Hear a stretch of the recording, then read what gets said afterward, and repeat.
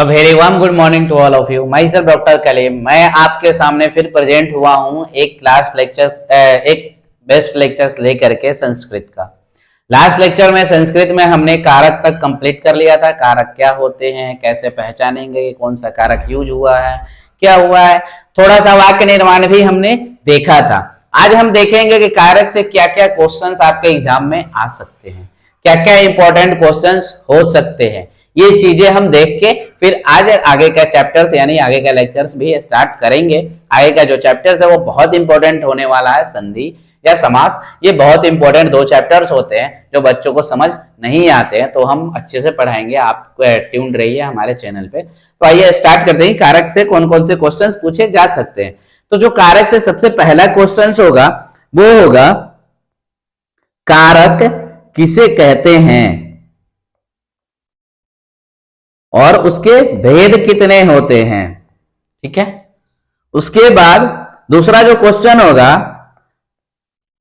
कारक भेद के सूत्र लिखे, यानी कर्तृ सिप्तम कर्ता ये सब जो था ना कर्माणी, तो वो आपको सूत्र पूछ सकता है सातों का। तीसरा जो इंपॉर्टेंट क्वेश्चन होगा वो होगा कारक भेद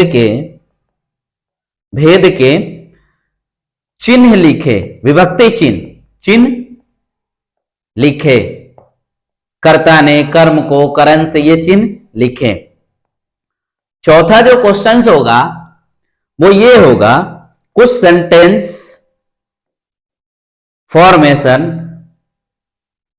यानी वाक्य निर्माण आपको करना पड़ेगा यूज करके कारक का, जो भी कारक उसने दिया रहेगा, कर्ता का यूज करके, कर्म का यूज करके, जो भी कारक दिया रहेगा उसके अकॉर्डिंग आपको विभक्ति देख करके सेंटेंस फॉर्मेशन करना पड़ेगा। पांचवा जो क्वेश्चन आपसे पूछ सकता है रिक्त स्थान में विभक्ति चिन्ह भरे, विभक्ति चिन्ह फिल करे। ठीक है। छठा जो क्वेश्चन हो सकता है वाक्य दिया रहेगा, वाक्य पहचाने। कोई भी सेंटेंस या वाक्य दिया रहेगा, आपको पहचानना है ये कौन से कारक भेद का ये वाक्य है। तो ये इंपॉर्टेंट क्वेश्चंस है जो आपको हम बताए हैं। ये 6 क्वेश्चंस ही इंपॉर्टेंट है। यही 6 क्वेश्चंस में से कोई एक दो क्वेश्चन उठा करके वो दे देता। मेनली वो ये पूछता है सेंटेंस फॉर्मेशन या फिर रिक्त स्थान फिल करने वाला या वाक्य पहचानने वाली कि कौन से इसमें कौन सा कारक यूज हुआ है। तो ये क्वेश्चंस आप देख लेना। हमने पहले बताए हैं कि कैसे पहचानना है, कैसे यूज करना है, कैसे सेंटेंस फॉर्मेशन करना है, कैसे हम देखेंगे किसमें कौन सा कारक यूज हुआ है। जब मैं लेक्चर पढ़ा रहा था उसी टाइम आपको सारी चीजें बता दिया था, तो वहां से आप देख लेना। ठीक है। और इसके क्वेश्चंस को सॉल्व कर लेना। तो यहाँ पे कारक आपका द इंड होता है। ठीक है। और कारक इंपॉर्टेंट है क्योंकि 10 से 15 मार्क्स का क्वेश्चन यहाँ से आ जाते हैं, कहीं ना कहीं आपको कहीं ना कहीं देखने को मिल ही जाएगा। तो आइए अब नेक्स्ट चैप्टर स्टार्ट करते हैं, जो कि अभी संधि हम स्टार्ट करेंगे। बेस्ट इंपॉर्टेंट, मोस्ट इंपॉर्टेंट, बहुत टीचरों ने पढ़ाया होगा, किसी का समझ आया नहीं होगा आपको, लेकिन मैं गारंटी लेता हूं कि हम जो पढ़ाएंगे वो आपको बिल्कुल समझ आएगा। संधि इतने इजी ट्रिकी लैंग्वेज में पढ़ाऊंगा कि आपको एग्जाम में कोई परेशानी नहीं होगा। तो आइए स्टार्ट करते हैं हम संधि। सबसे पहले हम जानेंगे संधि होता क्या है। नाम से ही समझ में आ रहा होगा, संधि 2 वर्ण से मिलकर बनता है। संधि 2 वर्णों का निकटता में आना, आपस में आना, जुड़ना क्या कहलाता है? संधि कहलाता है। जैसे आपने देखा होगा संधि बंधन रचना में क्या होता है? जुड़ना, 2 ज्वाइंट्स का ऐड होना। तो 2 वर्णों के निकट आने से जो विकार, ये भी 15 मार्क्स का आएगा आपका, 15 marks in exam. This is the very important chapters. ठीक है। बहुत इंपॉर्टेंट चैप्टर्स है।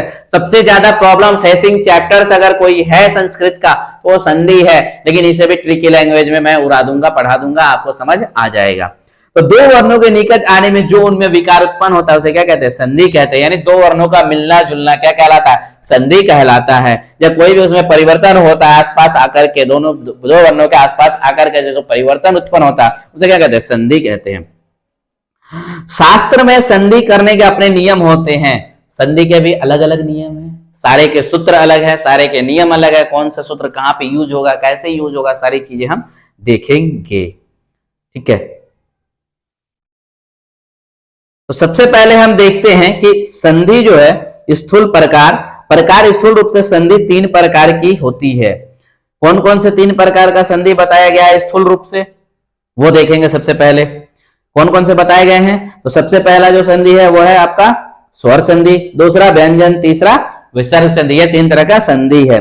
संस्कृत में स्वर संधि कितने प्रकार के बताए गए हैं? 8 प्रकार के बताए गए हैं। कौन कौन सा? 8। सबसे पहला दीर्घ संधि, दूसरा गुण संधि, यहाँ पे सूत्र भी दे रखा है अका स्वर्ण दीर्घा आद गुना गुण संधि का। ये दो संधि है, ये स्वर के भेद है। ठीक है, मेनली हमें स्वर के भेद ही पढ़ने हैं। तीसरा जो है वो है आपका वृद्धि संधि, चौथा जो है यह संधि, पांचवी अयादि संधि, छठा पूर्व संधि, सातवां पररूप संधि, आठवां प्रकृति संधि। अब देखिए वृद्धि संधि का जो सूत्र होता है वृद्धि रेचि। संधि में दो चीज आपको बहुत ध्यान रखना है कि क्या चीज हटेगा तो क्या चीज आएगा, मतलब क्या चीज को डिलीट करेंगे तो क्या चीज ऐड होगा। This is the very important first point. दूसरी पॉइंट्स ये है कि उसका सूत्र क्या होगा। तीसरी पॉइंट्स ये है कि किसी चीज का एडिशन सब्ट्रैक्शन कब होगा, कंडीशन, टर्म एंड कंडीशन। ये तीन चीजें आपको बहुत इंपॉर्टेंट है, बहुत ध्यान से देखना है, तभी आपको संधि समझ आएगा, एक एक चीज क्लियर होगा। यन संधि का जो सूत्र होता है इको यंची, अयादि संधि एचो यवा यावा, पूर्व रूप संधि एंग पदांत तदि पदांता अदति। ठीक है, पर रूप संधि एंगी पर रूपम और प्रकृति भाव संधि इद्विवेचनम प्रगृहम। ठीक है, तो ये हो गए आपके 8 क्या स्वर संधि के भेद हो गए आपके 8। तो ये वेरी इंपॉर्टेंट है संस्कृत को लेकर के। अब हम दीर्घ संधि स्टार्ट करते हैं। तो जो सबसे पहला सूत्र आता है दीर्घ संधि, सबसे पहला जो संधि है दीर्घ संधि, उसे हम स्टार्ट करते हैं। तो जो इसका सूत्र है वो क्या कहलाता है? अक स्वर्ण दीर्घा, यानी अर्थार्थ अक प्रत्यय के बाद उसका स्वर्ण वर्ण आए तो दोनों मिलकर दीर्घ बन जाते हैं। अब अक प्रत्याहार आपने अगर पहला लेक्चर नहीं देखा है प्रत्याहार वाला तो वहां से जाकर देखे अक प्रत्याहार क्या होता है, कौन कौन से वर्ण आता है। जैसे प्रत्याहार बनाते कहां से है? तो महेश्वर सूत्र से बनाते हैं। अक प्रत्याहार में कौन कौन से वर्ण आएंगे आप खुद बताइए।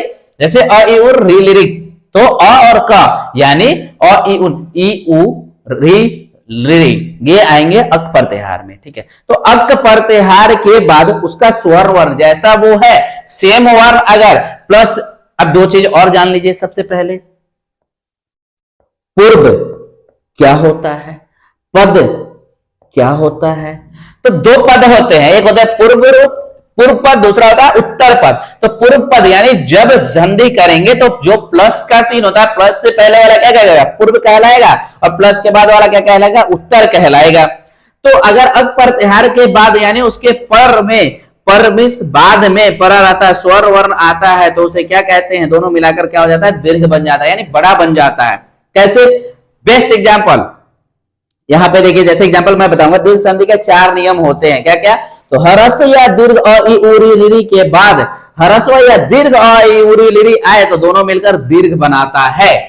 हमेशा ये चीज याद रखना है, छोटा और बड़ा मिलकर हमेशा बड़ा बनाएगा, कभी छोटा बड़ा मिलकर छोटा चीज नहीं बनाता है। दो चीजें अगर आप ऐड करोगे, एक छोटा है एक बड़ा है, तो क्या बनेगा? बड़ा चीज ही हमेशा बनेगा। यहाँ पे भी सेम एग्जांपल अप्लाइड होता है। तो देखिए पहला इसका जो रूल है, अ आ पहले आए और प्लस के बाद में अ आए या आ आए, बनेगा क्या? हमेशा आ ही बनेगा। क्यों? आ बड़ा है।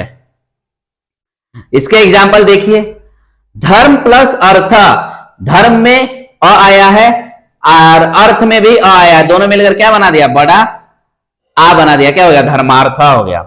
उसी तरह हिमालय, इसमें भी छोटी अ, इसमें बड़ी आ, दोनों मिलकर क्या बना दिया है? बड़ा आ बना दिया है, हिमालय हो गया। जैसे देखिए यहां पे विद्यार्थी में, इसमें क्या? विद्यार्थी में भी क्या आया है? बड़ा आ पहले, उसके बाद छोटी अ, उसको क्या बना दिया है, आ बना दिया है। तो ये पहला रूल हो गया किसका, दीर्घ संधि का, कि छोटा बड़ा जब भी ऐड होगा बड़ा ही बनेगा हमेशा, ये याद रखना है, ठीक है। दूसरा सूत्र भी इसका सेम ही है कि छोटी ई और बड़ी ई जब भी मिलेगी तो क्या बनेगी, बड़ी ई ही बनेगी, छोटी ई कभी नहीं बनेंगे। जैसे एग्जांपल देखिए, रवि जोड़ इंद्र, रविंद्र, तो यहां पे है छोटी ई और यहां पे है बड़ी ई, सॉरी ये है छोटी ई, यहां पे है आपको छोटी ई, यहां पे है आपको बड़ी ई, दोनों मिलकर क्या बनाया है, यहां पे बड़ी ई ही बनाया है रविंद्र में। जैसे ग्रीस में यहाँ पे छोटी ई है, यहाँ पे बड़ी ई है, मिलकर क्या बनाया है, बड़ी ई ही बनाया है, यानी छोटा छोटा मिलकर हमेशा बड़ा बनेगा। छोटा अ बड़ा आ मिलकर भी बड़ा आ ही बनाएगा, बड़ा आ मिलकर भी बड़ा आ बनाएगा, छोटी ई और बड़ी ई मिलकर भी बड़ी ई बनाएगी, छोटी ई और छोटी ई मिलकर भी बड़ी ई बनाएगी, बड़ी ई और बड़ी ई मिलकर भी बड़ी ई ही बनाएगी। यह आपका दूसरा रूल था, ठीक है। अब हम देखेंगे तीसरा रूल इसका, ठीक है। तो तीसरा रूल ये कहता है,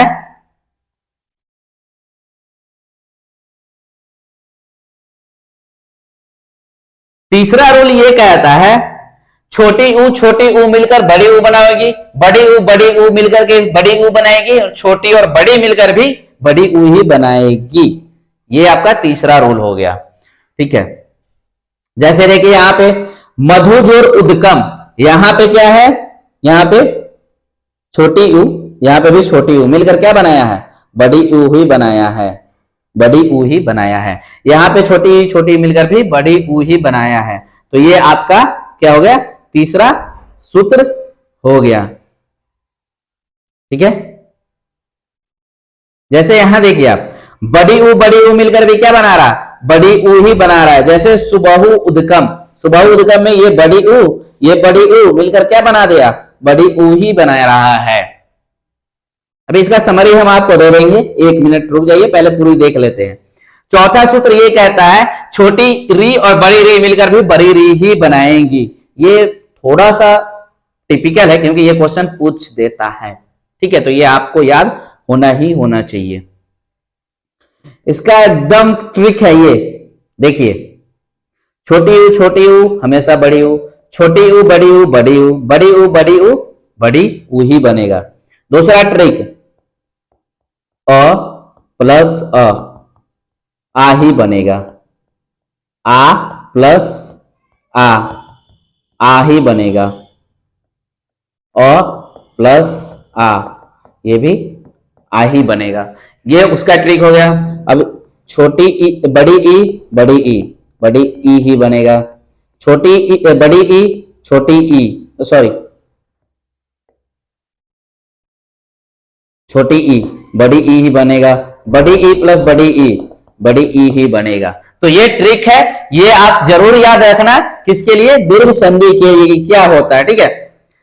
तो आज के लेक्चर में बस दीर्घ संधि तक देखे हैं, दीर्घ संधि का एग्जांपल आप देखिए, उसको प्रैक्टिस कीजिए, फिर हम नेक्स्ट लेक्चर में मिलेंगे एक नए संधि के साथ, क्योंकि एक ही दिन में आपको 2-4 संधि पढ़ा दूंगा ना तो हौच पौच हो जाएगा, इसलिए अभी सिर्फ दीर्घ संधि तक ही देखते हैं। नेक्स्ट लेक्चर में हम गुण संधि के साथ मिलेंगे। और अगर आप हमारे चैनल पे नए हैं तो सब्सक्राइब कर दे और पुराने हैं तो लाइक एंड शेयर कर दे। थैंक